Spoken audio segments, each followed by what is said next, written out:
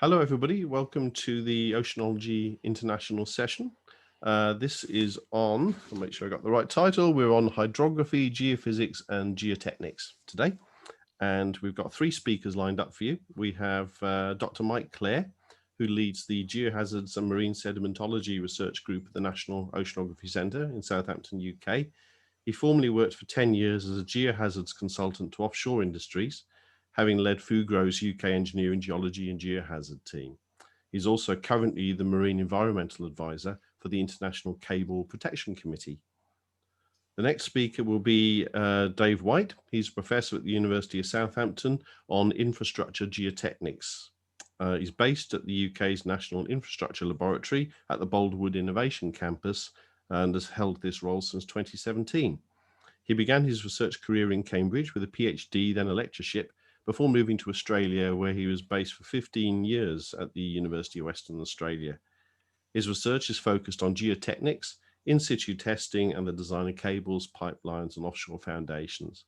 He's authored more than 300 publications, which have received over 10,000 citations and 10 Best Paper Awards. He's active in engineering practice, consulting for the offshore industry, and writing contributions for API, ISO, and the DNV guidelines. He's an elected fellow of the ICE, the Royal Academy of Engineering, the Royal Institution of Naval Architects, and also serves on the Society of Underwater Technology OSIG committee in the UK, coordinating the SUT two-day introductory course on geotopics and such like things in Southampton. And our final speaker will be Santiago Quinteros. He's a senior geotechnical engineer at the Norwegian Geotechnical Institute. Santiago works at the Department of Advanced Modelling and is also a doctoral researcher at Imperial College London. He obtained his bachelor's in civil engineering in Switzerland, then moved to Vancouver, Canada for his master's in geotechnical engineering. He has broad experience working both for industry and research in topics related to offshore engineering, field investigations, development of new technology and sensors, foundation design, earthquake geotechnical engineering, and advanced laboratory testing. He has international work experience in several countries, including Germany, Liechtenstein, Italy, Poland, Denmark, Ecuador, Russia, Norway, Switzerland, among others. So that's enough from me. We'll hand over now to our first speaker, who's Dr. Mike Clare. Okay, let's see if you see the slides. Does that show okay? Great. Okay. So, well, thanks for the opportunity to present here. I guess this presentation's largely going to follow on from presentations I've given at the last two versions of this session at Oceanology, where I've talked about seafloor geohazards, things like underwater landslides and avalanches of sand and mud that can break infrastructure such as cables and pipelines. We've talked about new approaches to making direct measurements of those geohazards and the insights that gives us into understanding the impacts on critical infrastructure and designing more resilient structures in future. This presentation is very much going to follow on from that and talk about some of the future developments and some of the very recent results that I and colleagues and collaborators have gained. And this is very much a collaborative author list here. This really want to recognize inputs from a number of different organizations. So when we're talking about seafloor geohazards, one of the obvious things that jumps out from kind of past experiences is large submarine landslides. So here the example in 1929, when a large magnitude earthquake, a magnitude 7 quake off the coast of Newfoundland, triggered a large submarine landslide, which started moving at several meters or tens of meters per second and started mixing with the ambient seawater to create a cloud or avalanche of sand and mud that we call a turbidity current. As this landslide became a turbidity current and moved down slope, it broke multiple cables, telecoms cables that connected North America through to the UK and Europe. And so we learned lots of things about how the ocean works and about how these processes work from this and from other early cable breaks at the turn of the last century. They told us something about how they were triggered, in some cases by large external events like earthquakes, They told us that these flows can run for hundreds of kilometers into the deep sea and breaking these cables on their way. And the times of these sequential breaks give us information about the frontal velocity of these flows as well. So there's a kind of a virtuous circle here between understanding more about how the ocean works, but also trying then to use those learnings to help inform how we design more resilient infrastructure.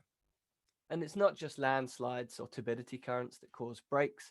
There are other natural processes as well. And while human-related breaks from anchors and fishing activities probably account for 90% of breaks on the global network, it's natural hazards that have the greater likelihood of breaking multiple cables in one region, which can be, in some cases, more significant.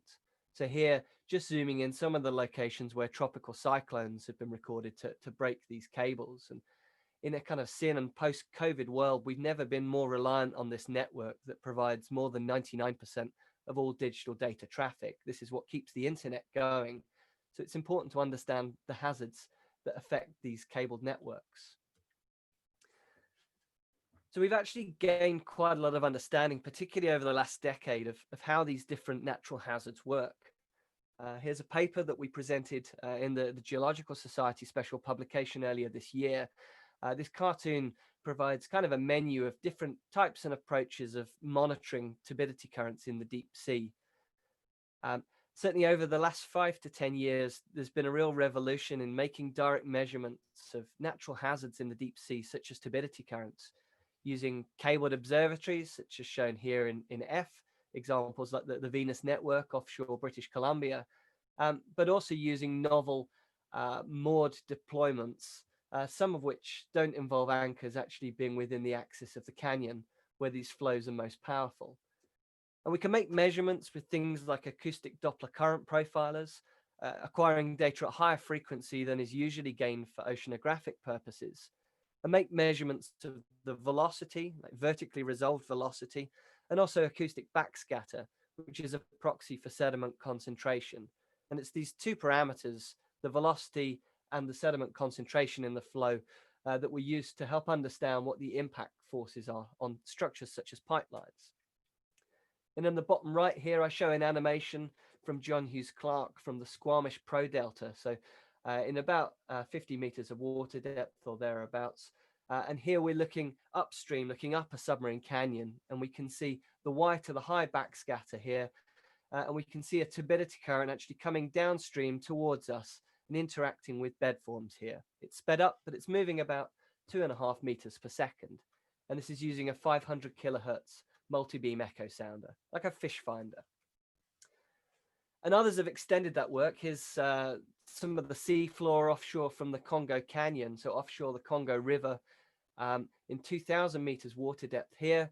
Chevron deployed an acoustic Doppler current profiler suspended about 85 meters above the seafloor, looking downwards, and remarkably found that during a monitoring window of 7 months, about a third of that time, a turbidity current was running down the Congo Canyon, moving at speeds of up to about 3 meters per second. So granted, this is the second biggest river in the world in terms of discharge, but this system was far more active than we thought. And in some cases, it looks like there's a traffic jam of turbidity currents going on. So we get these, sorry.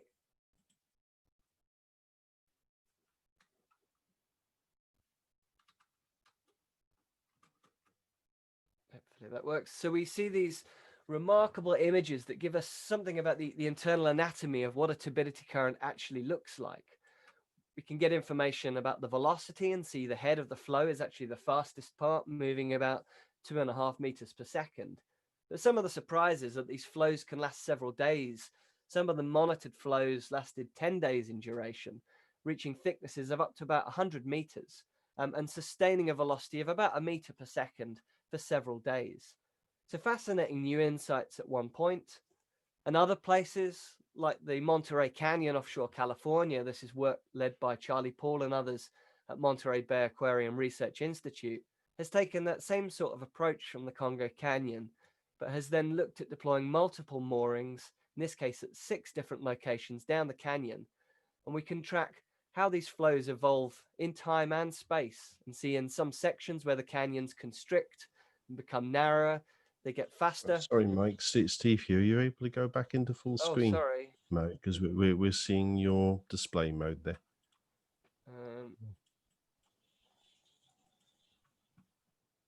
Do you see that now? No. No? Okay, let me stop sharing and I'll start again. Don't worry, audience. These things happen.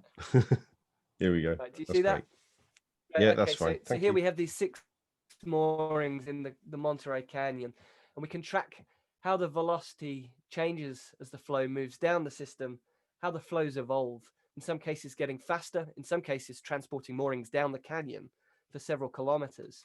And as they reach about 50 kilometers down the canyon and it broadens out, they start to slow down.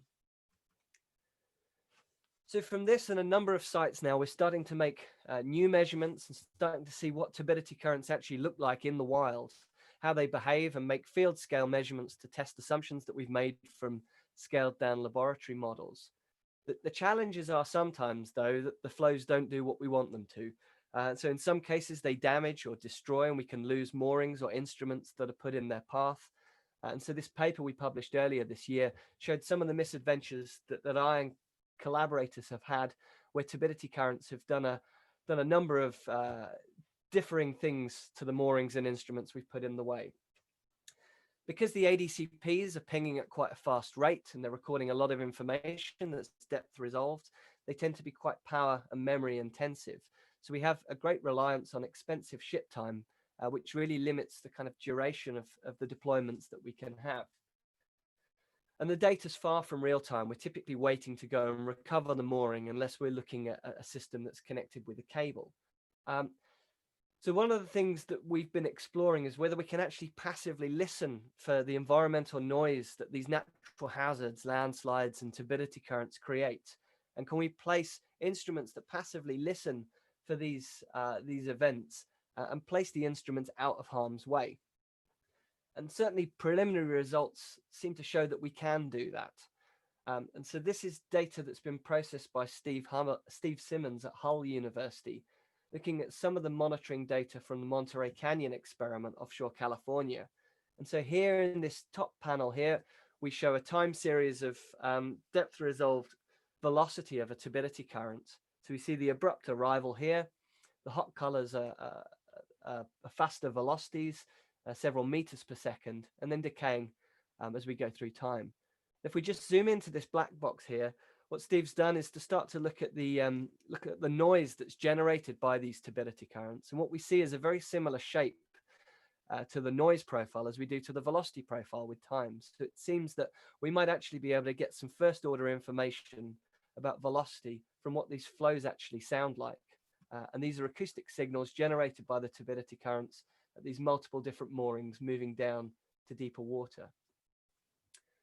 John Hughes Clark and his student Hatcher et al. In 2017 went out to the Squamish Delta. This is a site that's pretty much geology on steroids, as John Hughes Clark would call it, where you get maybe 100 turbidity currents a season. And here they deployed a hydrophone as well as an acoustic Doppler current profiler, and identified that some fairly high frequency noise is generated by these turbidity currents.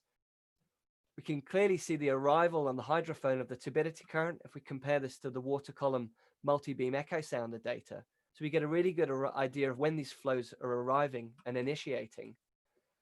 And looking at regression of the acoustic noise that's being generated versus the current speed also seems to suggest that we should be able to get some kind of first order information from the noise that's generated about the speed of the flow.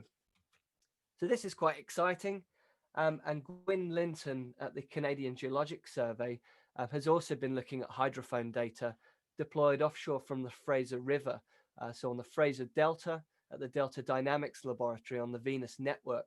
And here he hears all sorts of different rumbles and noises, some low frequency noise that's attributed to submarine slope failures and collapses of the Delta, evidence of scour and erosion caused by turbidity currents. And those frequencies can also be discerned from vessel traffic and other environmental noise that's going on. So this is quite exciting because hydrophones don't use a lot of power. They don't generate very large data sizes. So if we can fingerprint and calibrate the data, we can use this passive acoustic detection to help us understand a whole range of different natural hazards. So we were very keen to take this to a much deeper site and take this to the Congo Canyon. And this is work led by Peter Talling at Durham University. So here the team have deployed a number of moorings from 1,000 meters water depth to almost 5,000 meters water depth, right down on the deep sea fan, to record the passage of turbidity currents. And here, remarkably, within just a few months, a turbidity current that ran out for 1,200 kilometers was recorded, actually speeding up about 1,000 kilometers from its source, reaching speeds in excess of 8 meters per second. Sadly, this flow caused every single one of the ADCPs to cut loose from its anchor and surface, but the surface times give us some indication of how fast the flow's moving. We've recovered the data from those, so there's some interesting information about how these flows are triggered. But the other really exciting thing is that hydrophones and ocean bottom seismometers, the same sorts of devices used to pick up earthquakes, were deployed on the terraces and the levees outside of the canyon. And the ocean bottom seismometers have very clearly picked up the arrival time and the noise of this turbidity current as it trucks its way all the way down to the submarine fan. So we're very interested at looking at those data, and it certainly appears like some of the other sites, there's different frequencies of noise that are presumably generated from the basal part of the turbidity current, which acts more like a sandy debris flow. So you hear the grain-to-grain interactions, as well as the more dilute upper part of the flow, which has a different noise.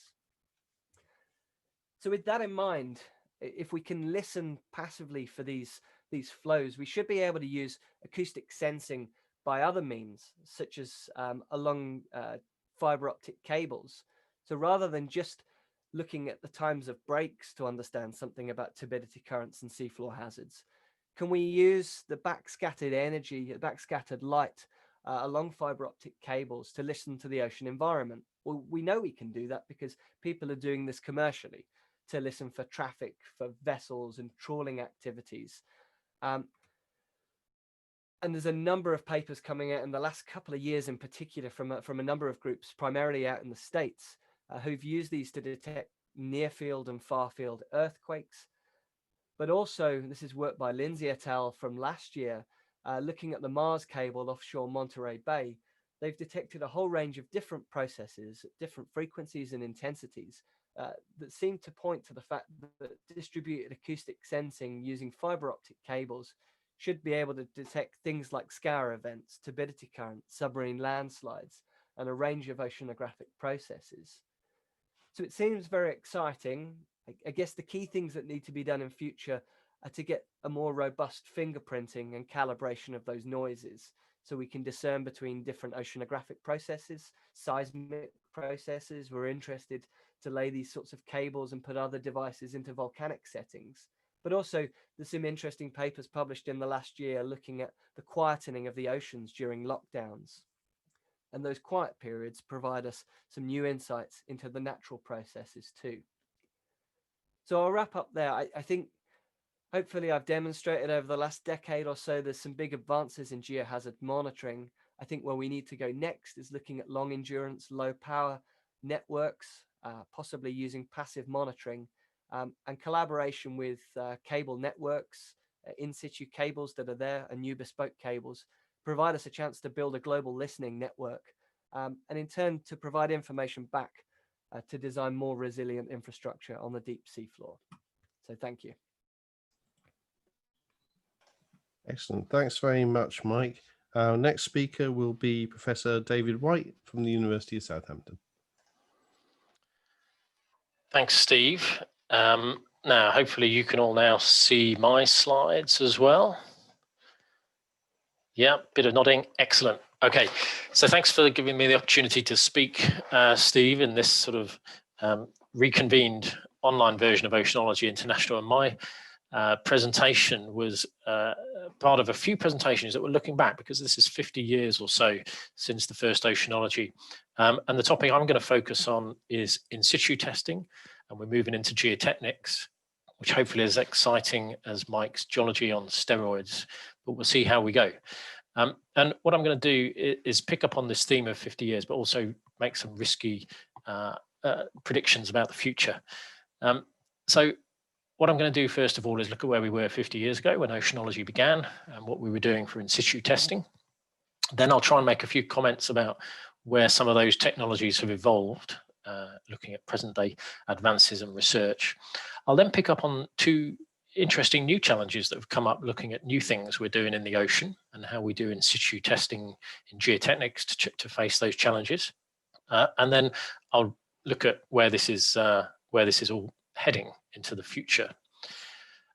It's a team effort. There's a number of contributors across the bottom, including industry support on the right and collaborators, particularly collaborators in Southampton and my former colleagues at the University of Western Australia. So 50 years ago, the easiest way in a short presentation like this to capture what we were doing 50 years ago is to look back at what was happening in the North Sea 50 years ago. And there's a great review paper by Byram published sadly soon after his untimely early death when he passed away after being the director of NGI.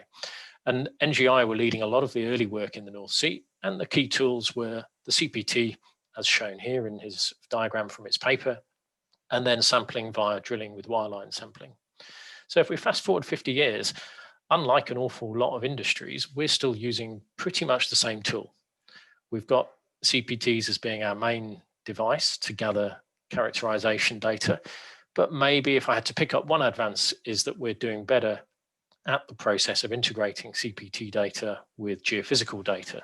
So we're beginning to join the dots, if you like. So we've got 5 CPT profiles here from a paper by Sovin et al.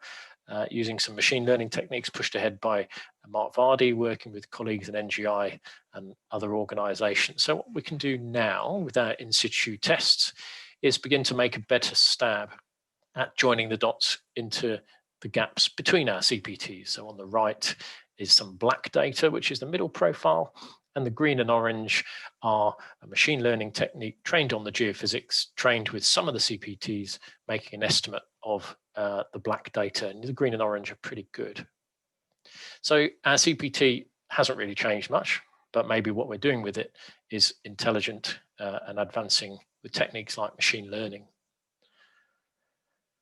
Now let's move to 2 new challenges. So here are these 2 challenges. The questions are very simple. It's how much friction do we have on the sea floor? Now in this instance, we've got some soft clay with 2 pipelines which have been expanding and contracting, and unluckily they've both formed buckles heading towards each other.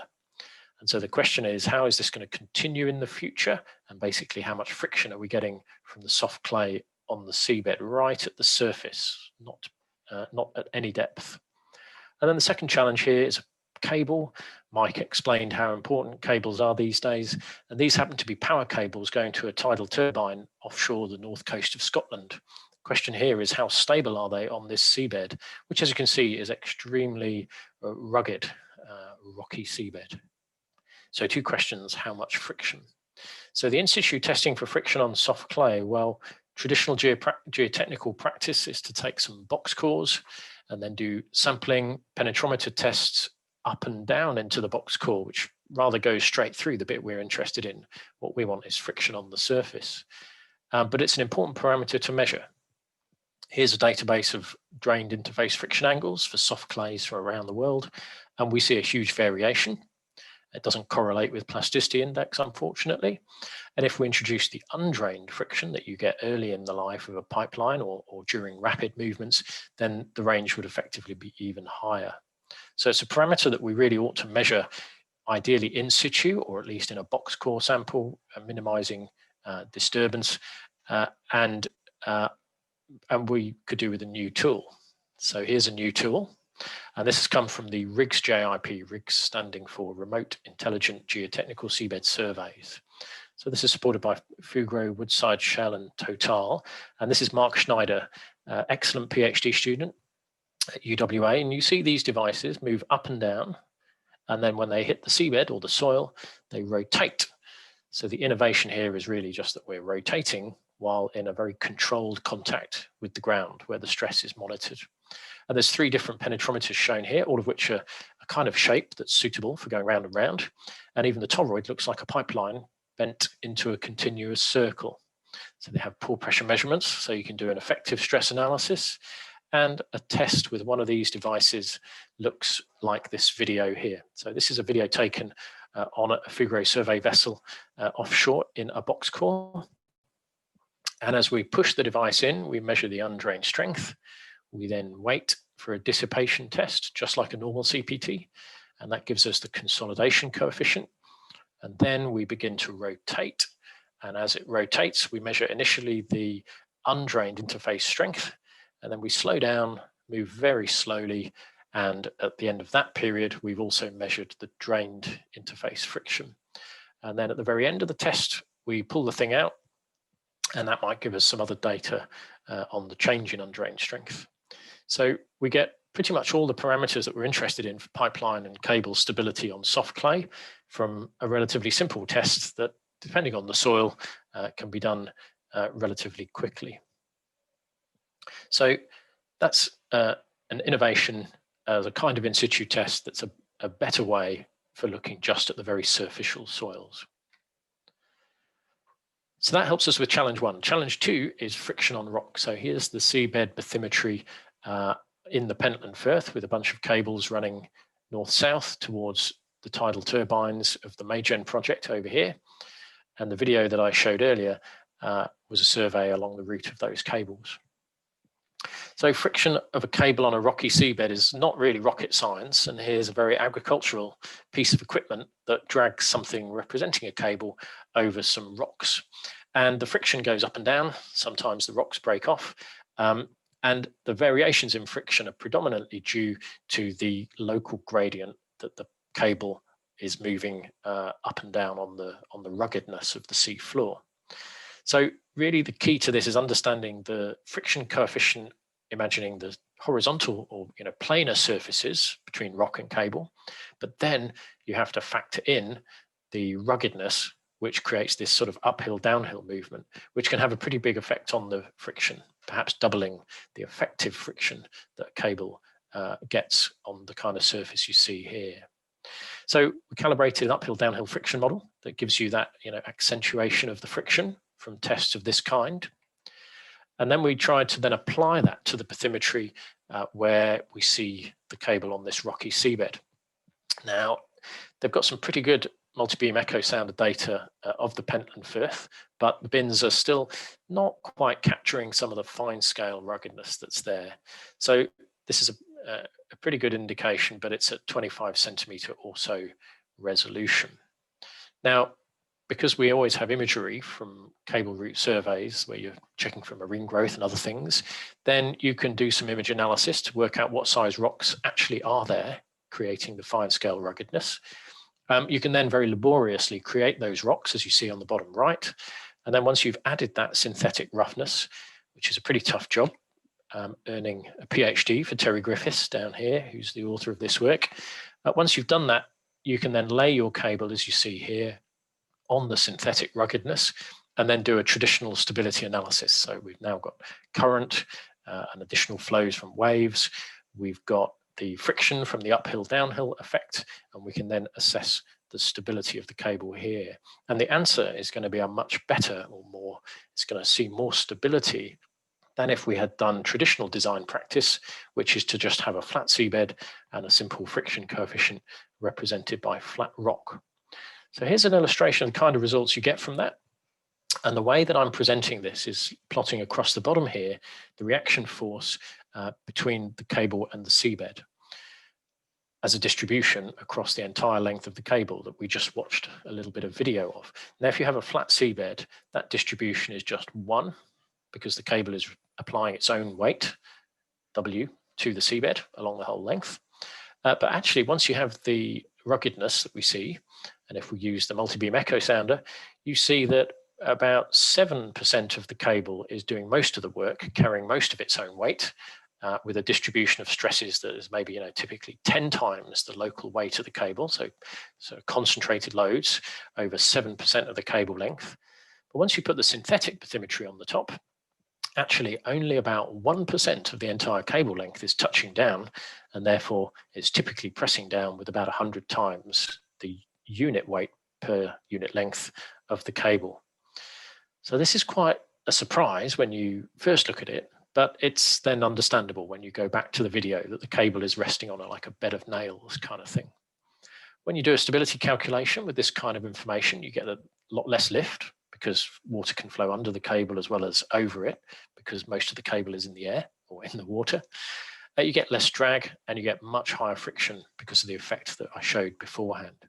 So what comes out of this is that if you introduce the detailed bathymetry on a rocky seabed, you can then capture the cable fluid seabed interaction better, and we then get a much higher factor of safety. These are the different design conditions, and if we go from the flat seabed to the multi-beam echo sounder bathymetry and then to the synthetic bathymetry, we get a huge jump in our calculated factor of safety each time. So what this sort of case study is showing us is that if we can quantify the small fine scale bathymetry as well as the friction coefficient of the rock, then putting those two together, we can find a more realistic assessment of cable stability that is a good news story. Cable is more stable. So to sort of wrap that up and see where that's going, well, really the geotechnics here really is meeting the hydrography, and it's all about understanding the fine scale bathymetry. So here's a little picture from movie from one of my colleagues, Blair Thornton, who does work on optical methods to get very high resolution bathymetry. And this is from a survey done out on the west coast of the US. And you can see here that the sort of techniques that we now have to measure bathymetry are down at sort of centimeter scale accuracy. And that allows you to unlock the improved cable stability assessments that I've been talking about. So to sort of wrap that up, what we've got is the two challenges I described, the friction on the very soft clay and the friction of the cable on the rock. And then the innovations here are a funny new kind of penetrometer, which doesn't just push straight through the soil, it pushes down and then rotates, and that's a better way to measure friction. This has now been used on maybe 6 different projects in maybe 3 or 4 different continents, and over 300 tests have been done. So that's a technology that's now out there to become commercialized, and Fugro is the contractor involved in that JIP who is looking at being the main route for that. Then on the right hand side, we've got cable stability on rock, and really the answer to understanding this better comes down to getting the bathymetry better rather than it being a geotechnical problem. And we've had support from JDR, the cable manufacturer, who've been involved in this, trying to push this forward as a guideline to influence practice. Okay, so these are both sort of technologies that if you could increase or make more easy gathering this data at the seabed, then we can push forward on a few different applications. So the question is, how do we widen the use of novel in situ testing? Now, to try to look forward, you could actually look back. So I've picked up 3 photos here from work in the early 80s. So this is an early ROV to perform CPT tests, cone penetrometer tests, which you see here. So this is lowered down to the seabed and does a CPT. And then this is a crewed submersible, people on board going down again to the seabed to do some CPTs. And these pictures are from a paper in 1983 by Joost Keizer and Harry Kolk, both of Fugro. So I've just reproduced their conclusion slide here because I think these read beautifully as a conclusion slide to predict the future today, even though they were written in 1983. So they basically say, we've got underwater vehicles, they already do some survey activity, but they could be used for geotechnics. They can provide a wealth of data if we do in situ testing from them, and we could include more equipment on these underwater vehicles. And that was 1983 at the time of the 13th oceanology. So not worrying too much about the reasons, but certainly you could say that maybe we haven't made the progress that was envisaged when this paper was written back then.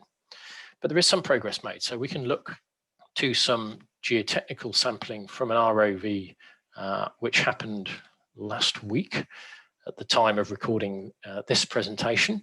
So here comes the vehicle down to the surface. We reach the surface and quickly deploy the sampler and gather a few hundred grams of geotechnical sample. The sampler deploys, it's successful, and everybody leaps up, celebrates, what a relief. And this is NASA sampling on the asteroid of Bennu, which is located 200 million miles from Earth. And there goes the vehicle flying away, bringing the sample back. And that will be in the lab in mid-2023. So, not so good for a project timeline, but how are we doing in the offshore industry?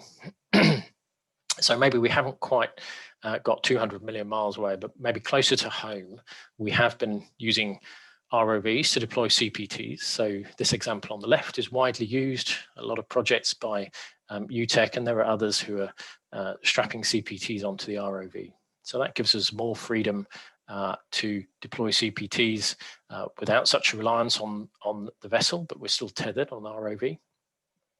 You can have fun doing this stuff in a low-cost way these days. Here's a ROV-based CPT that you could build and have change maybe from a £20 note. If you did this, undergrads, having fun, looking at what you can do geotechnically from a small ROV. And then moving on the right-hand side, we take a further step out and we have an AUV to do missions that have some form of geotechnical involvement. And I like this picture. This is a suction caisson to tether an AUV to the seafloor, worked by cellular robotics. It's not really there for geotechnical investigation, but we're getting the idea that an AUV can interact with the seabed. And that brings all sorts of interesting questions. If you're going to use an AUV, the point is you're trying to save having the vessel there and the people, but there's a lot of decision making you might make during a offshore survey, a geotechnical survey, about what to do based on what data you've already got. So if we are going to take these steps of reducing the reliance on the surface vessel and using ROVs and maybe AUVs, it brings all sorts of questions about mission planning. Can I land? Should I land? Can I measure? Should I measure? Where should I go next? And so this is another topic which we're worrying about here in Southampton. So that brings me to the end. So there's the 4 questions I had at the start at the top. And I think the answers, it's a personal perspective, but I'd say maybe in situ testing offshore has evolved maybe rather slowly relative to other technologies and areas of the offshore industry and other industries. I've tried to highlight recently a couple of challenges that relate to the very surface of the seafloor, where there are some novel solutions that have been deployed and are useful in engineering practice, and they're finding their way into practice. And then I think what I've highlighted here is the enabling technologies that are affecting all areas really of life, and many areas of the offshore industry are listed here. And hopefully I've picked out a few examples where some of these technologies are finding a place. And what that's then enabling is us to do smarter in situ tests from platforms that are maybe more agile. They don't just involve pushing a pointed CPT into the ground. And that is giving us better data, better solutions for what we're trying to do. So I think that brings me to my conclusions. And I think I can hand on to the next speaker. Excellent. Thanks very much, Dave. That was really good. So our last speaker is Santiago Quinteros. So over to you, Santiago. Thanks. I will share my screen.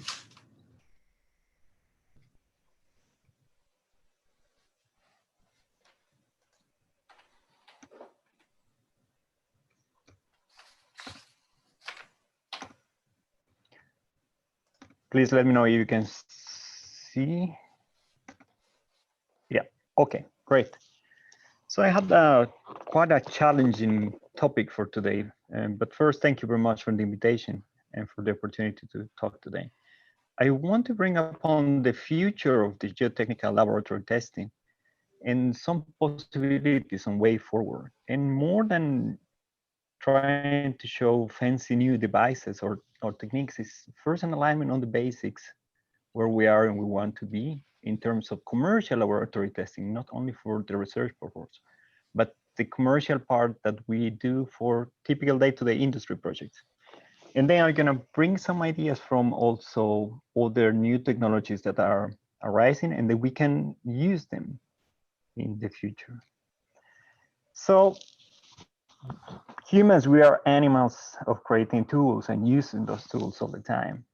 And it's amazing how technology has evolved in the recent 1,000 years, but we can also be doomed by our own techniques and tools. We have created gunpowder in the 1900s and then nuclear weapons in the 40s. So we have to be wise what we develop and how we use those techniques and those tools, but also more attentive of how to use the tools across industries in use for the geotechnical develops and increasing those technologies for our use. But how could we predict the future? This is a very challenging question, actually. Other people have tried to predict future in the past, and from Victorian ages, it was thought that we will have one of those devices for flying around. Every single person has owned one of those, or even much more complicated ones. We're still not there yet. But also in transportation technology, we have made predictions and allegedly not gone quite as thought. Also, more allegedly good tools that we can use, like electric corsets. And this one is the one I prefer. The 1st of January to 2000, or year 2000, everything should have collapsed. But it didn't happen. So it's quite challenging to predict the future. And I'm gonna just try to give a hint of the projects we are involved in and we would like to pursue at NGI as a commercial laboratory and also research laboratory, and the possible outcomes of that future. But to look into the future, we need to look into the past as well. So as NGI, we have performed many offshore projects, from the soil investigation, lab testing, to the design of the foundation and the instrumentation as well. So that has been the past, and the past has been concentrated on the energy that comes from gas and from oil. But certainly this should change. The type of energy we are consuming is not sustainable, and certainly this technology and the past lessons learned can be used into the development of the wind turbines or other sources of energy we will use in the future. In geotechnics, basically what we use is nothing else that all the devices that has been created in the range of the electromagnetic spectrum. So we create tools and techniques that measure waves in different forms, and then we bring it to the lab. And I think here is a beautiful summary from Carlos Santamarina on the ways or the techniques that we use in geotechnical engineering, like mechanical waves, like bender elements, piezo pads, resonance columns, and so on, to get shear wave velocity and inform also soil properties from liquefaction to stiffness. But also we use electromagnetic waves and thermal waves and the X-ray neutron. I'm gonna talk a bit more about the last one because that's the one we think for the laboratory has or may have some input into the future techniques that we will develop. So as I told you, some alignment into the basic, what we would like to see across laboratory tests, then more that tools and techniques we are developing in irregular loading and partially drainage, autonomous lab testing, and virtual lab testing. So from the basic, the concept of relative density, how the soil is, or sandy granular soils is deposited into the ground in offshore engineering. Usually what you do is you make a laboratory test to determine your densest and your loosest states of the soil. And you calculate the so-called E-mean and E-max values of the soil. But there are several standards around and also proprietary laboratory procedures. And you usually have a huge scatter in the data you obtain. So that means that the relative density concept itself may be to be rethink, or that we agree among the laboratories to use only one way to do things, and we can calculate relative density more properly. So that means that the uncertainty right now is plus minus 20%, 25% on of the viewpoint of the relative density. If we continue using everywhere and all around the globe different laboratory setups to determine such parameters. Also, how do we treat our sands for reconstituting and in the laboratory? You can place a sand by moist damping, by wet pluviation, by dry pluviation, and you will end up with completely different stiffness, and also the friction angle can vary more than plus minus 2 degrees. So we should try to at least align on these basic concepts to have more certainty in the design we do. For trying at least to solve the last part on which reconstitution method you do, what we have done in the last years is freeze the ground, use a heat exchange unit and freeze inside in situ the ground, and get the sand out to the laboratory in a undisturbed way, or as undisturbed as possible, as a frozen material. Then using X-ray technology by scanning your soil with an X-ray source and obtaining a 3D volume of the particles, then we can see the particle orientation, anisotropy, void ratio, and segregation, and try to see if any of the techniques for reconstituting your soil matches the frozen sand. So basically, if the particles are arranged in the way the frozen soil are also arranged, or in the way the void ratio across the specimens are the same as the frozen soil. So these are very basic concepts, fundamental and very basic. This is not complicated science, but still we are lacking a common understanding across laboratories to do the work properly, and also to bring clients a more secure way and also inexpensive way of building any wind turbines, for example. In the world of offshore, you have certainly many loads that are transient, that are not regular and not sinusoidal as the ones that you may have on a wind turbine. But those transient loads has to be considered when you're loading your soil, and especially in the frequency contents, because you can cause resonance of the structures. So for that, we have concentrated in a project with called WaxXL to develop also techniques with irregular cyclic loading and the effect of partial drainage. That's the parts that we were considering. And that's my colleague Yusuke Suzuki that has been working heavily on these. So some of his slides and ideas. So in the terms of irregular loading, what we think is we should start seeing more of this irregular loading in the way that we are testing things for the industry, and not idealizing sinusoidal curves for testing the sand, because you may be predicting your soil behavior quite badly. So you see the idealized behavior versus the irregular load behavior. So it has a significant impact on the way your average strains are basically captured. So you see that this is a thing that we would like to see in the future much more. Also, the effect of partially drainage, when you do an undrained test and a drain test, and then you start controlling the drainage in between, you will see that the stiffness increases, and also the peak friction angles will be completely different. And that's just developing or using very, very simple technology with thin long tubes as flow resistance. And also now we are using metering valves, which allow you to also regulate the drainage of the cycles. So those simple tools and techniques we would like to see also in the future that can help you to understand better the behavior of the soil, because it plays a big role. The partially drainage conditions, we have a higher volumetric strain, obviously, but you see a significant different behavior in terms of pore water pressure of your soil when you cycle your soil as well. So those are the things that we would like to see much more use in future technology. Autonomous lab testing, that's also in the way that David was explaining. We have done amazing things in other planets, and here's a picture of a rover in Mars, like taking the first CPT, extraterrestrial CPT. And also we have nowadays, at least the technology is advancing, of self-driving cars. But it's still in the triaxial DSS or odometer testing in the laboratory is a lot of manual work. And we are pushing that technology here at NGI, especially now with the COVID issue, that we have to run experiments remotely. So how far can we push this?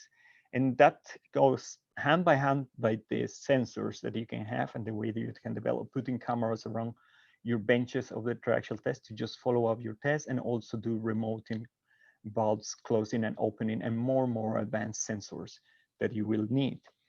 So in that way, we are also trying and using small sensoric in the nano and micro displacement control to be better in the transient loading or the cyclic loading application to your soil. And look around for new technologies and across the industries to get sensors that we could use in our day-to-day triaxial testing. Another topic that we are devoted to, and we think there is a huge potential, is actually the virtual laboratory one. And this has been inspired by the work done by Grenoble University's Sirjani and also Caltech with Jose Andrade. And basically what we're doing here is creating a virtual lab of X-ray triaxial soils, a wide range of soil from carbonate sands to tailings dams and all the offshore sands we find around. So we are scanning every single material that's passing through our lab from the offshore campaigns in granular materials. So this information is a 3D orientation of the particles, contacts, and so on, that you can actually access afterwards and create avatar testing. So we have also developed an X-ray triaxial cell, a bigger one and a much more smaller one, as done in Grenoble. And we do also X-rays during a triaxial to see how the particles have been moved. What is the purpose of this? Why we're doing this extra work is, as I say, inspired by the work that Caltech has done. You create your experimental image and then a virtual avatar with LSDM. So with DM, you can then capture the behavior of the experiment in a way, in a resolution that we usually don't have the access to. And you can see that the experiment and the simulation fit quite well. Now, if you have that, you can expand this in any direction, in any loading condition that in your commercial lab, usually you cannot. So you have a classic triaxial test that is done 60 years or plus, and the same in edometers, but you can not do stress pads that are completely, changing, rotating the principal stress of your soil. So for that purpose, we are devoted to use this virtual laboratory testing. So we have done for triaxial conditions and for monotonic testing, for example, drain out drain, and you see that we capture the main features of the test, but then we can expand this to the cyclic loading. So we can do small cyclic amplitudes or larger cycles, and then it expand our lab capabilities. So this is not use of new machines or new techniques, but also the techniques that are across this industry that we can virtually merge to get better results and be more accurate in the way we can predict the soil behavior. So I think what I wanted just to show you was that there is work that need to be done to align ourselves on the basics on laboratory testing. I just show you two examples in the way the relative density concept and the way we reconstitute our sand. And we should encourage more collaboration among the laboratory and open our databases, because there is huge potential to look into the past to learn for the future. Something we are doing here is irregular loading and the partial drainage, and we would like to see that because we see that's a potential for the industry for saving money there. Autonomous lab testing, how far can we really go? Can we do a lab test completely remotely, sitting here in Oslo and do a test in Perth or in Houston? That's something we are exploring. Virtual laboratory, that's a complementary expansion of the normal laboratory testing so that we can test also in different stress paths. But also we have to look in disruptive technology for use that and implement that in our day-to-day practice as well. So thank you very much. That was what I want to present to you. And I will hand you back. Excellent. Thanks very much, Santiago. So 3 fascinating presentations, all covering different aspects of this offshore geotechnics, geophysics world. So because we're pre-recording this session, so we can't open it to questions and answers in the same way as we might normally do so. But I've got a couple of questions myself for the presenters, but also I'd encourage our 3 presenters to ask one another questions as well for the next few minutes. I've got one just to start off with for Mike. It's fascinating when you showed your slide about the hydrophone arrays in the Congo Canyon, and this huge breadth of data that's been gathered, for a whole multiplicity of sensors down there. And my curiosity there was, are those data sets in the public domain, or are these, behind a paywall? I'm thinking perhaps in terms of, we're just about to enter the UN decade on ocean science for sustainable development, and there's a huge amount of scope for African researchers there learning about their own backyard. Yeah, I mean, it's a good question. I mean, as a NERC-funded researcher, part of our remit is making data available, open access and online. We actually haven't got our hands on all of the data yet because the field campaign's been going on during lockdown. So with the previous examples, like the Monterey Bay Aquarium Research Institute work in Monterey Canyon, those data are available open access. So the ADCP data are available with the publication. So the data for the Congo Canyon, the others will be available through the British Oceanographic Data Centre. And I think the hope with aligning with the decade of the ocean and looking at kind of new digital futures, that BODC portal will be able to host a bigger variety of data than it has done previously. Will make those data more accessible, because certainly one of the points that's come out from the two other presentations, and I didn't really touch on it, but is around machine learning and AI, is the data sets that we're gathering, whether they're ADCP, hydrophone, ocean bottom seismometer, they're very big, and we're hunting for events in them. Some of them, they're fairly specific events we're hunting for, big turbidity currents, but there's a lot of other value in there as well, of processes that operate within canyons that are of relevance and interest to oceanographers and biologists and other disciplines. So it's important that those data are shared, and it's important that they can be played with in a whole range of different ways, because there's a huge amount of just ocean noise that we don't understand that can be delved into. So once the data are back and we've actually tried to make some sense of them, then of course, yeah, they'll be shared via BODC, as would any other NERC-funded project. And it's something else that we're keen, and we've been broadening out to other collaborators. It's where some of the folk in Newcastle University, Nick Wright and Jeff Neesham, who've been doing work on listening for cetaceans and analysing hydrophone data.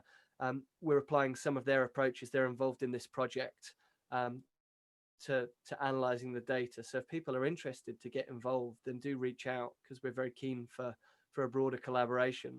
I think one thing we've learned over the last few years is translation of other people's technology is particularly useful. And if somebody's already done it, then it's much easier to jump on top of that than it is to invent the wheel yourself. Excellent. No, thanks, Mike. I'm reminded of in my studies, I remember us learning about when the USS Scorpion was lost, back in the 1960s, and how difficult it was for them to find the wreck of the submarine, with there being so few, acoustic arrays out in the Atlantic at the time. And in the end, they were able to find data, I believe, from the monitoring network for the Comprehensive Test Ban Treaty, in the end, that was detecting those in basically implosion sounds as the hull descended. And I understand similar techniques were used in the search for the missing Argentinian submarine a couple of years back as well. So no, fascinating stuff. And David, it was nice seeing the way that you'd reviewed the last 50 years as well, and seeing how in some aspects things aren't so different to to what they were back when I was a boy, and in other respects, there's some quite advanced technology going on. So what does your crystal ball say may be the big developments we're likely to see in coming years? So I think crystal balls are very risky. I think if you look back, it's interesting, the first point you were making there, that some things haven't changed. It's interesting, I think, to look at reasons for that, and I think there's a number of possibilities there. And I think if we look back at those, it's useful to start then thinking about what may or may not happen in the future.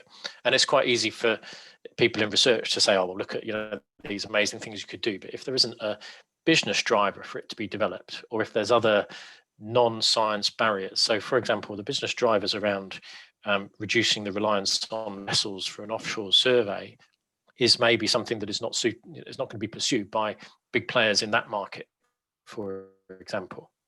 The other one is around standardization, which everybody is involved in standardization. And I think Santiago's plot at the start is a fantastic example where standardization is not really present, even if we think it is, trying to rely on everybody producing the same kind of data. And a difficulty with standardization is that when you bring new technologies in, they may not be adopted or very hard to get people to adopt. Even the little example I showed before of penetrometers going up and down, to get that out of the research lab into the commercial lab is really difficult, because the research labs themselves are very hard to produce data that projects will accept, because they're not certified in the same way as the commercial lab. And the commercial labs won't develop something if there isn't a market for it. So it's chicken and egg stuff. Yeah. So I think those are some of the obvious sort of barriers. So if you want to predict what's going to happen forward, I would always be so cautious, because that 1983 paper I picked up, which is just a conference paper by Fugro showing what they had done with some ROVs and some submersibles, they did that back then and had this vision that once we're untethered from a big survey vessel, then Geotechnics can literally go burrowing around on the seabed, finding stuff out and sending the data back. And suddenly we maybe don't even need the lab. That would certainly help with project schedules. I think it's a bit flippant to imagine you would never need the lab. But if you can shift that balance to getting more data earlier in the field, then that's good for what we're trying to do. So I would think, if I had to make predictions, then I would hope that we're going to move to use these technologies of robotics and low-cost sensing to try to get more data in situ in the field, rather than relying on it when we get back to the lab. And I think if we can expand from pushing stuff straight up and down to doing more intelligent tests that represent more closely the stress histories and loading paths and the events that our infrastructure is going to see. So we're doing more like a model test. There's blurring the boundary between a model test and an element test. Then I think that could be quite exciting. And if you look at platforms for oceanographic data gathering that are used in other fields, then in geotechnics we should be trying to grab onto that technology as it's going ahead anyway, and see how we can adopt that for our technique. So I think that would be my attempt to look at some of the things that are going to happen in the future. Okay, we'll come back to that in a mo. I just wanted first just to ask Santiago, a really interesting, again, presentation, mixture, historical overview, and trying to see the direction of travel into the future. One question I do have is calibration and validation side of things. As we do move into increasingly autonomous systems for going out there and obtaining data, to what extent can we rely on these robotic systems once they've been at sea for more than a few days or a few weeks to still be giving us reliable data? Is there a system that already on the horizon we might be able to use to test and calibrate? Well, I think in that sense we will have to do always not complete the calibrations, but at least a function check, as we call. And that's what we also do here in the lab. Every time you use a tool or whatever device, from a load cell to a LBDT or so, you do at least a function check to see if you are moving in a range that's acceptable as well. So that will at least assure you that you are not accessing data that's completely unrealistic to the expected values that you want to find into the field as well. So that could be at least a possible way to not introduce extra errors into the entire system. That may be a way forward, for sure. Mm-hmm. Okay, and perhaps this is a question for all of you: is the kind of policy and legal space as it needs to be for us to be able to operate all of these systems at the moment, or are there still changes needed in some marine legislation or working codes for this full adoption of robotic type systems. I could maybe expand on what I was saying earlier around standardization, which I think creates difficulties if you're trying to use a different type of system to gather either the same type of data, so a CPT that's based on a small ROV or AUV or from an ASV, compared to a conventional system, you may find that you're not ticking every box of standardization. And so I think that's an obvious barrier. And that goes all the way up to people certifying and verifying their offshore platforms and offshore structures. So once you break the chain low down, you can have problems getting everything verified at the top. And I think that's sort of the tail wagging the dog around the way that we're set up. But it's a standardization is a difficult aspect to take on. I think there are also positives that you should look at. So the question of human risk, if you take people away from the offshore operations, then rather than worrying too much about the barriers, we should be making a big point about the savings, both in terms of reduced human risk, but also reduced fuel consumption and reduced equipment and other stuff. If we can use smaller and more agile platforms to reach the seafloor and investigate it. So I think we should look at the positive side. And I'm not a maritime lawyer, so I would struggle on answering the legal aspects of this all. But I think we should make a play for what the future could look like with the positive side, with the risk to human people and the environment. As you were saying earlier, Mike, I mean, your comment about being able to teleport into a research cruise for a day rather than having to sleep in a bunk for 6 weeks is a great benefit that we should be unlocking. Although I don't know, sometimes if you've been working from home, then 6 weeks on a research vessel might be great. I think from a policy perspective, I mean, I touched on use of distributed acoustic sensing using in legacy or in situ fiber optic cables, and it opens up some interesting questions that I'm not qualified to answer. But those cables, for example, in areas beyond national jurisdiction, are able to be laid and have freedom to lay because they're providing global communications links. If they're then being used as scientific instruments themselves, then potentially they're repurposed. So there are a lot of open questions around that, and around, say, the Smart Cables Joint Task Force project that's ongoing at the moment, looking at instrumenting or adding nodes, these green nodes to seafloor cables to make measurements of natural hazards, for tsunami warning systems, for monitoring the health of the oceans. That is interesting.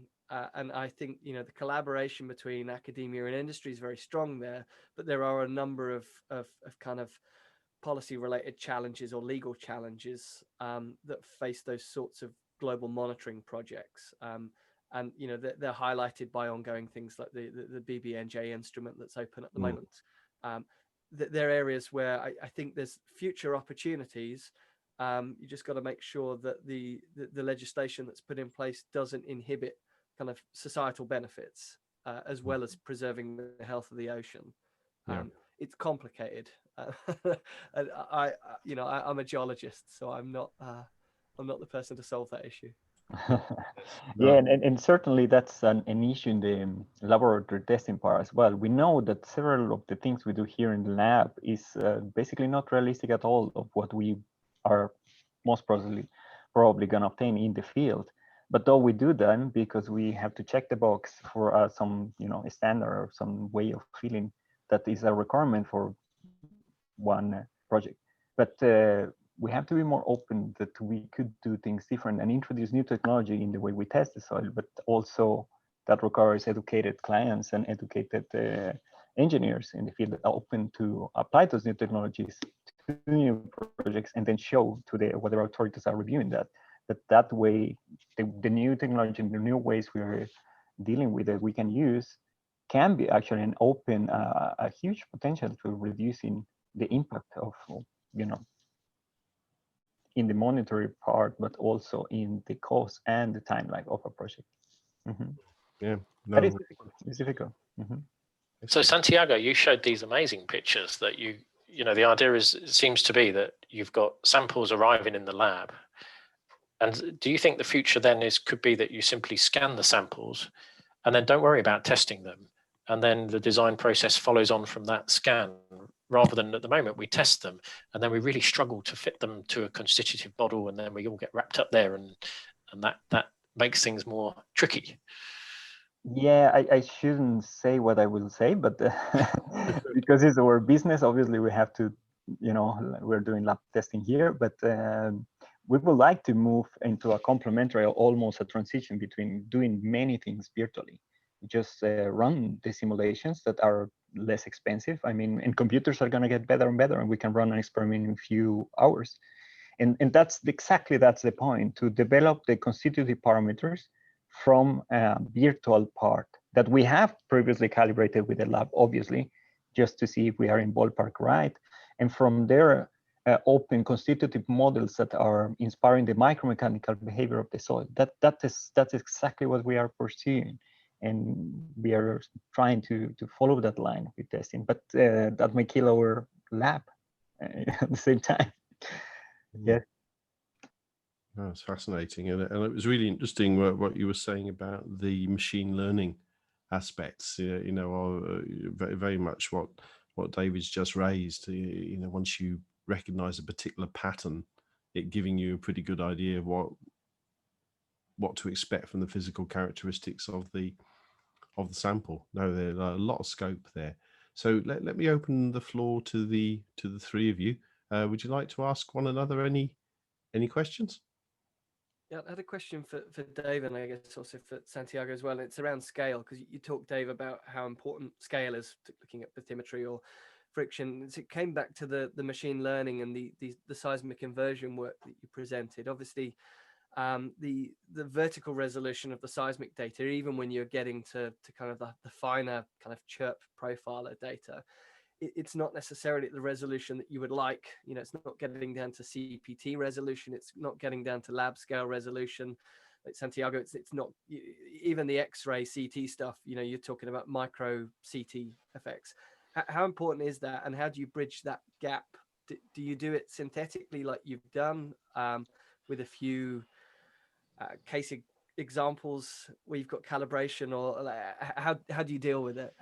Yeah, it's this filling in the scale that you're right. So we have a gap in scale between what we currently do with physical tests, where we turn up in situ, and because we generally test by going straight down like this, we're actually not testing in the direction that's going to give us much understanding of the horizontal variability, but also we're testing in a different soil response to what we've often got in design for these problems that are near surface.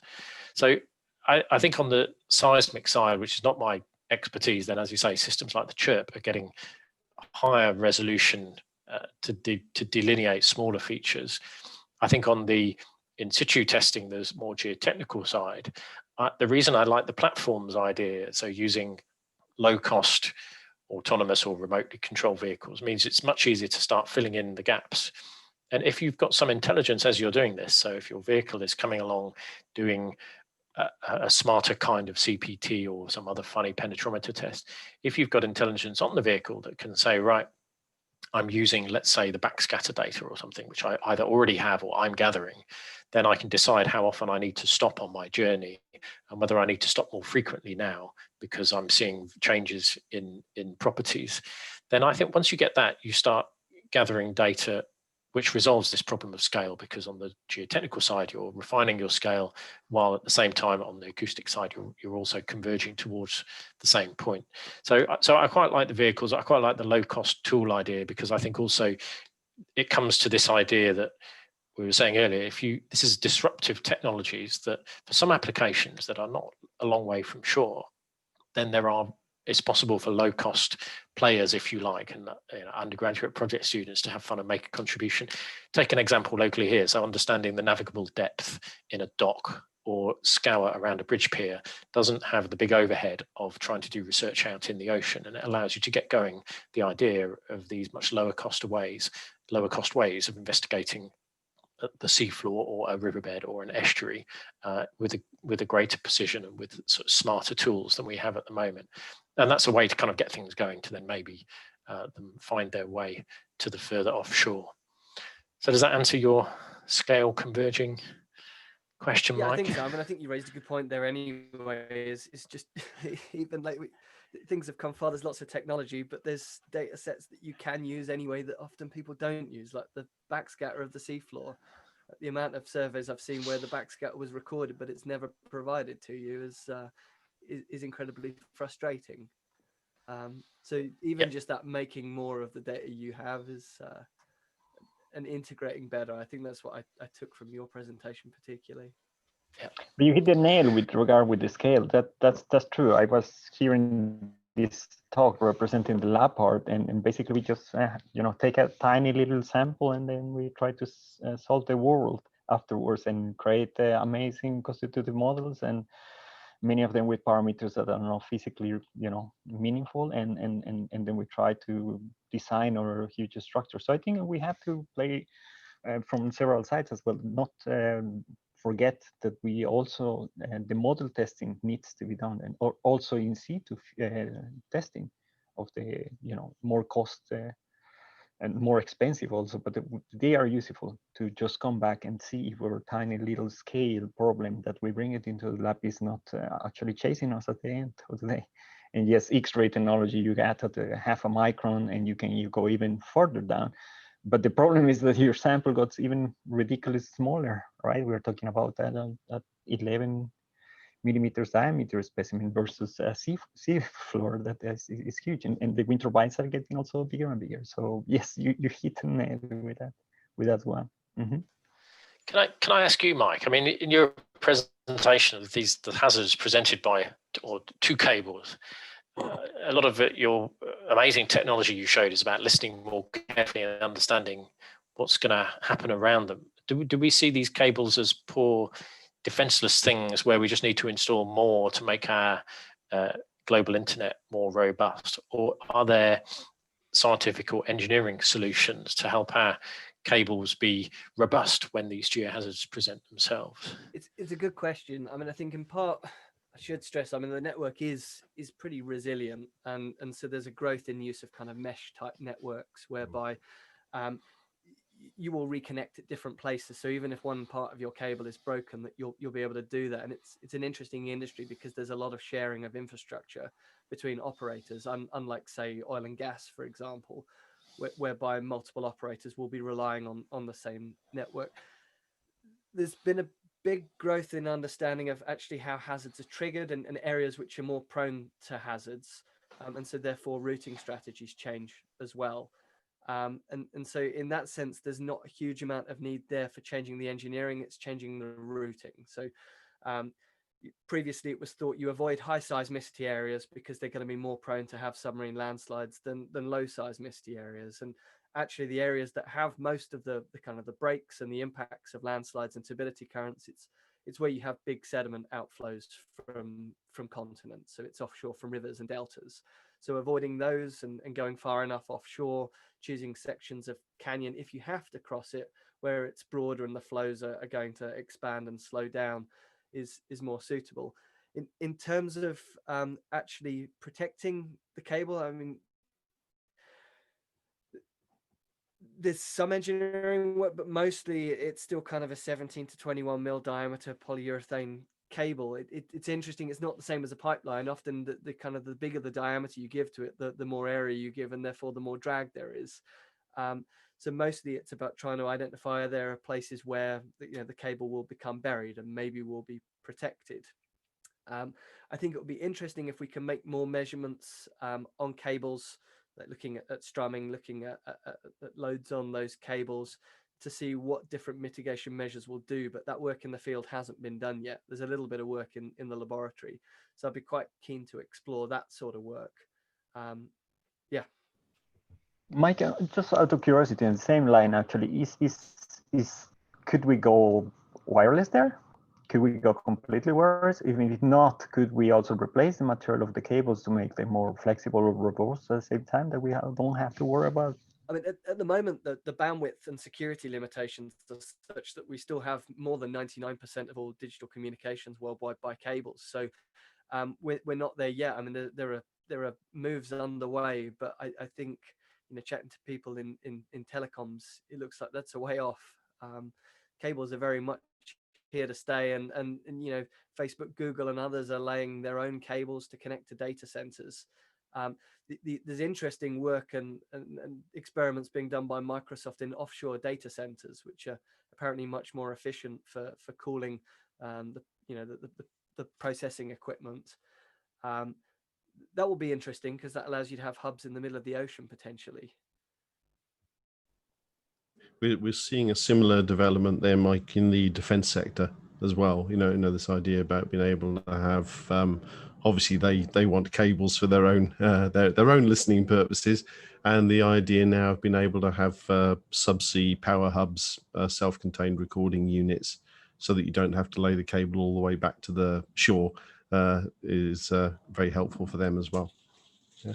One question I do have for you all is, obviously, you know, we're living in a world where the ocean is getting warmer, sea level rise taking place, and presumably that's going to destabilize slopes as well. Thinking back to at the end of the last ice age, we know there's quite a lot of geological evidence of quite impressive slope failures and turbidity slides and such like. Particularly as we look at the high latitudes, and places like Greenland. Can we anticipate that, you know, in coming decades we may see an upturn in these kind of events that we need to have planned in advance for? I think the thing that we can count on is that things are likely to change and be dynamic. Exactly which way they're going to go, the jury's out on. In terms of, I guess you're pointing to things like hydrate dissociation in high latitudes and potential destabilization. I think there was a time when it was very fashionable to attribute all submarine landslides to hydrate dissociation, as before that it was to link them all to earthquakes. I think now what we see is actually understanding the geotechnics is the most important thing, and is really looking at long-term preconditioning. So particularly muddy slopes where hydraulic conductivities are such that pore pressures can be maintained for long periods of time. It's areas that have received large sediment loads, so offshore from trough mouth fans, from receding ice sheets. That's the sort of areas where we should be anticipating more activity like that. I think what's clear is for example, you know, increased northern water freshening is driving bigger contrasts in temperature between, say, the North and the South Atlantic. That changes weather patterns. The UK is more rainy, the North Atlantic's going to become more stormy, and those sorts of things potentially could trigger more instabilities at the heads of canyons. It's probably not easy to say it's all going to become more likely, it's all going to become worse. We see changing patterns in the Pacific as tropical cyclone paths move poleward. So different areas that previously weren't affected by cyclones, which might in some cases be decreasing in intensity but slowing, means some areas get more rainfall, there's more discharge from, say, southern Taiwan. I think we should certainly anticipate things to change, and we should anticipate the areas that have had greater sediment delivery might have less and others might have more. But it's complex, and the ocean obviously has a whole range of different feedbacks. It's something that the cable industry in particular is cognizant of, thinking of kind of the next 50 years, looking at landfalls which are going to be close to sea level, thinking about coastal erosion, failures of the shelf break. So I think the one thing we know is that things will change. Exactly how they'll change is going to be complicated. Okay, excellent. It's good.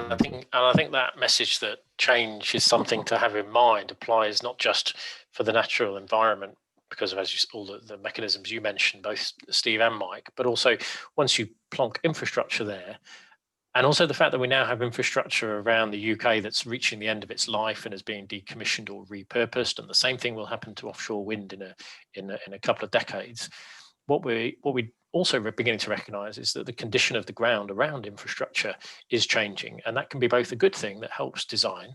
So sediment delivery that covers and protects a cable, let's say, maybe moving it away from harmful loading, or scour around a wind turbine, which could be good, could be bad, depending on what the change in natural frequency is. All of these things should be acknowledged as part of the infrastructure having its own life, actually sort of changing. So the idea of being able to survey at the start, do a design and put that away, and then the infrastructure is there for 50 years is perhaps, comes from the old way of doing design, whereas maybe now we should be more agile and think about properties changing. And so some of Santiago's lab tests that you showed are really amazing representations of the whole life of loading. And I think if we think about the same for in situ testing, so it's become routine a little bit to do in situ tests near the end of life through, for example, through drill cuttings, which weren't there at the start of the project, but their properties may matter sitting beneath the platform near the end of its life, or when it's being extended or something added. So I think this idea that properties change through life, as well as our climate and our environment changing, means that we should think about new ways of characterizing the seabed and monitoring it. Excellent. Well said. Right. Anybody got anything else? Because it looks like we're coming up to the end of our time slot. I just have one quick supplemental question for you all. Of course, I'm utterly biased as the Chief Executive of the Society for Underwater Technology, but do you all see that they're in a world where we're all connected with, whether it's LinkedIn, Facebook, etc.? Do you still see that there is value in the role of the learning societies and the professional bodies for helping this community stay in touch and share and exchange new ideas? I could go first really quick there, Steve. I mean, the message behind your right shoulder is behind all of the kind of discussions we had. We're geologists and geotechnical engineers, and talking about robotic technology and machine learning and so on. And none of us is expert across all of the things that have been touched on in today's session. So I think the things that the SUT organises and convenes are, of course, fantastic. Oceanology is a great place to hang out, to find out about these things. Mm-hmm. Great. And I think it's amazing that we can share and have larger audience, as you pointed out also at the beginning. That's the good part, is we can have a much broader polygon, but also share across many industries and many people as well. Videos. We are going to start producing videos here of the lab from the very beginning to the end, how you do and perform a laboratory that other people can use into the future. So, and post those online, and people can use it and self-educate themselves. So they don't necessarily need to go and read all the procedures and so on until they have a very good, solid idea. And that also opens, I guess, a good way to criticism. And we can open the books among other laboratories and then show what we're doing, how we're doing. And that could be a very, very good outcome, that we are more exposed at the same time. But somehow we need to be connected too. COVID is making it a bit impossible to interact, but also at the same time, we can interact across the oceans thanks to the cables. Indeed, yes. It's wonderful to think that the reason we're even able to hold a meeting like this is because we have those fiber optic cables crisscrossing the global ocean floor, which is fantastic. Okay, anything from you, Mike? Otherwise, we'll need to definitely echo finish. that, and I think societies such as SUT provide a really valuable role. I mean, it makes sure that I stay grounded and listen to other disciplines' talks, and there's a chance to see what industry is being driven by versus just what's interesting and what's going on in the deepest depths of the ocean. The thing that needs to change is adapting to this current issue that we're in. But this is a great opportunity for societies to actually make sure that they do stay dynamic, that they do reach out. And I think one of the benefits is, rather than having an evening meeting or having to travel away, it allows for a more inclusive society in general. And it's something that is always very, very apparent. I mean, here we are, right? 4 guys chatting amongst ourselves, in terms of getting a diverse audience and putting great role models out for the next generations. It's important that the society keeps that in mind. And I think the online virtual side of things hopefully allows a more inclusive SUT and oceanology, and would like to see a kind of a more diverse cross section in 2 years' time. Brilliant. Well said, Mike. And I know it's something that a lot of people are trying to work on. So thank you very much. Excellent having you all on board today. And we look forward to seeing you for real when when free movement is possible again. So thanks very much. Bye.